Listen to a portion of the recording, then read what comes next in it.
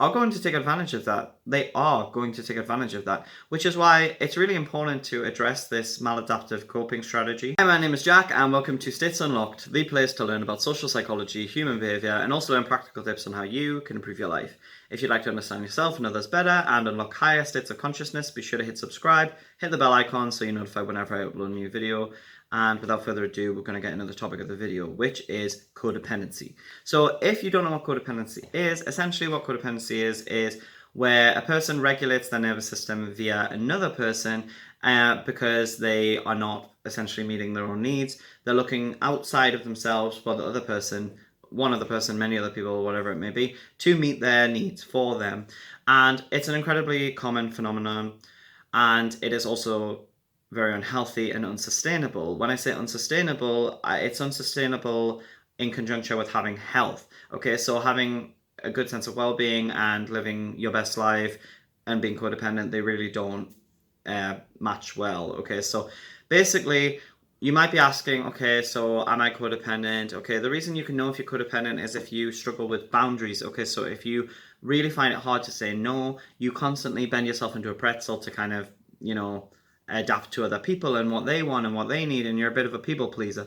Okay, so this can be, and I've made a video on people pleasing which I advise you to check out after this video, because it's definitely something which is a toxic trait, a toxic habit, and it is not self-loving, so it's definitely good to weed that out. Essentially, codependency occurs when we have a dysfunctional upbringing of some kind. So our needs often aren't met, we aren't listened to, and we learn to basically sacrifice ourselves and abandon ourselves, because many times that's what happened to us as children.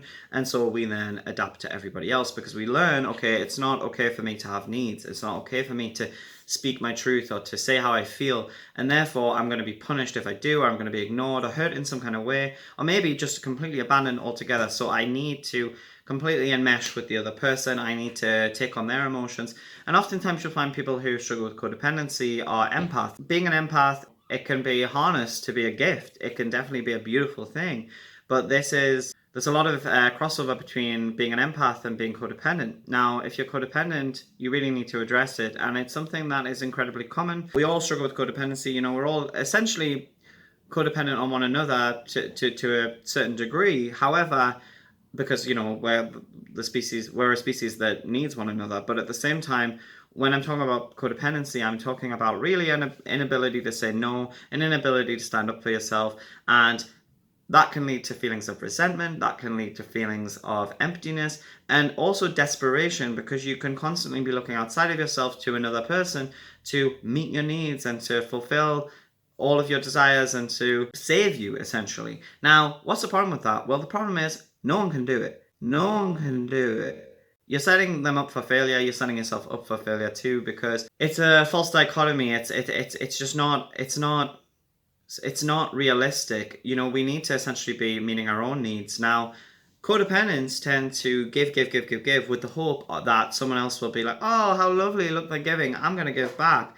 Now, it's totally normal to want reciprocation in relationships, and it's healthy to have, a desire for that and to even expect that in certain relationships. However, if you're giving but not giving to yourself, you're not setting any boundaries, you're letting people just do whatever they want, people are going to do whatever they want. People are not going to be like, oh, well, you know what, like, he's not treating himself okay, or she's not treating herself okay, but I will. Now, some people will, but a lot of people won't. And that isn't necessarily because they are inherently bad people. It's because if you can't even stand up for yourself and say, no, I am not okay with this, then you have no fence outside of you to protect yourself. So anyone can just kind of like affect you however they want. Anyone can, kind of manipulate you however they want. And as human beings, we naturally want to get our needs met.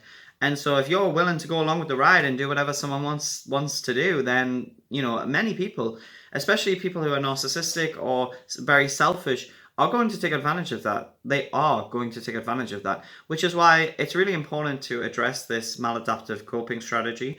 And I do think, like with most things, understanding where it's come from in the first place can really go a long way in helping to unpick a lot of these patterns and to just become aware of it in the first place, because oftentimes we aren't aware of it. And oftentimes, we frame it as, oh, I'm such a nice person. And, people might reward you for that with affirmations and say, oh, you're so nice, you're always so self-sacrificing and things like this. That's not a good thing. That is not a good thing to be self-sacrificing all the time.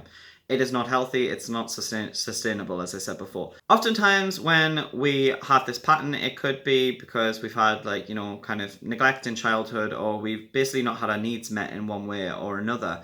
So we've been punished for having feelings, or we have been downright ignored. So basically there can be, in dysfunctional family dynamics, a split that occurs. So people can go more towards narcissistic personality disorder or that kind of spectrum. They might not need to have the fully blown diagnosis, but more in that route where they are like, no, I'm going to look after me. I'm going to always think of myself, which, great to think about yourself, but not great to always be putting yourself number one in every single circumstance. And it's completely rigid in that sense. I mean, you should be putting yourself first. I want to be clear about that. But in the way that narcissistic personalities tend to do it, it's very unhealthy, and it's coming from a place of lack, actually. So that's one route that people can go down, and the other is codependency. So codependency is, I'm going to regulate my nervous system based on how you're feeling. How are you feeling? How can I adapt to you? And like I said, oftentimes this happens because we've been around people like caregivers that were scary, or that were unpredictable, or we had to placate them, or adapt our behavior in some kind of way in order so they would be okay, because otherwise there'd be some kind of consequence.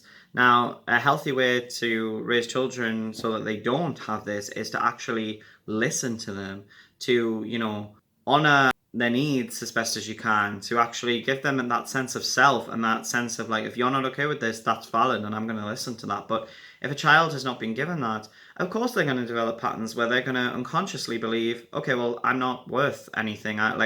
My feelings and emotions aren't going to be valued by another person. So if I tell them I could be abandoned, I could be punished, I could be neglected, this isn't going to matter. Essentially, we need to give this to ourselves. We need to actually start to realize what's going on and actually start to set boundaries in place. Now, setting boundaries is a challenge. It can be a challenge because it means that we may be met with some friction, particularly if we've got a lot of people in our lives who've been having a field day. They've been doing whatever the hell they please. They are, oftentimes, depending on how codependent you are on the spectrum, and how along you are in this journey, you could have a lot of abusive people in your life. You could have a lot of takers.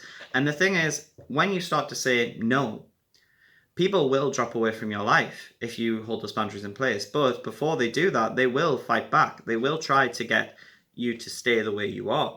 And you may experience gaslighting. You may experience some kind of, real concerted effort for you to stay the way you are so that they can continue to get their need met at the sacrifice of yourself. Okay? So codependent people often are over-functioners in relationship. They're over-givers. They tend to really go above and beyond for everybody else, but not everyone else that they're going above and beyond for is doing the same thing for them. Now, the reason it's really important to address this is because people aren't going to, if you always keep on picking up the slack. You need to value yourself first. That's how more people are going to value you and treat you with respect, the respect that you deserve, and the value that you have. You need to really actually convey that to another person, that you know it, and you are not going to put up with any old behavior. You're not going to just go along for the ride whatever way they want to steer it.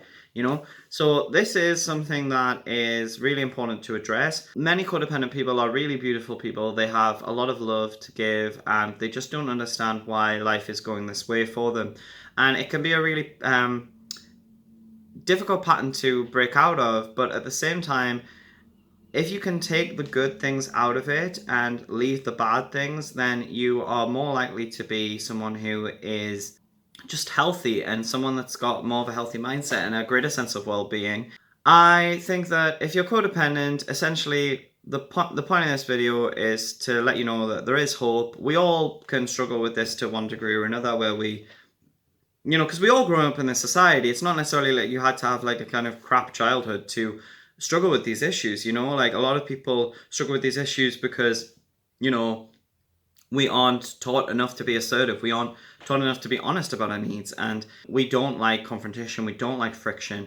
And sometimes standing in our truth and just saying no can be met with friction or pushback. And we don't like that. So, we'll kind of go along with whatever anyone wants.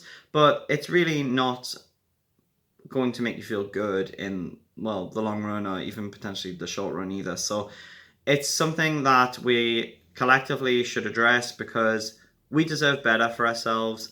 We have worth. We don't need to, adapt to everyone else because no one else is above us and we're above no one else. We are all the same. Now, even though that doesn't feel true a lot of the time, and we can have these patterns of putting people on pedestals often because we don't feel worthy, but that is an illusion. That is it's not a true way of thinking. It's a concept of the mind, okay? I really encourage you to feel into your body, feel the sensations in your body, and actually, without judgment, actually become conscious of the stories you're telling yourself, the feelings you're having, because they started at a certain point. You weren't born this way. You weren't born thinking or feeling that you were defective or less than anyone else or not worthy of having your needs met. That was put onto you by the way you were treated, okay? And you adopted that and ran with it. You don't need to do this for the rest of your life, okay? Many people, many people are breaking out these patterns all the time, and you can be one of those people. And I wish you the best with it. If you've enjoyed this video, please do give it a like and leave a comment because it helps me to know that you've enjoyed it, and that's very motivating for me. But it also helps other people to see it because the more likes, comments, saves and shares it gets, then the algorithm boosts it. If you haven't subscribed already, please subscribe. If you have subscribed already, I want to say I'm really grateful actually, because I really am encouraged whenever I see a new subscriber. It makes me feel really good and grateful that you're enjoying these videos and you're getting something out of them. Even though I might not be able to see it, when I get those kind of indicators, it really makes me feel great because I'm like, okay, I'm talking to somebody, someone's listening, and they are getting benefit from what I'm saying.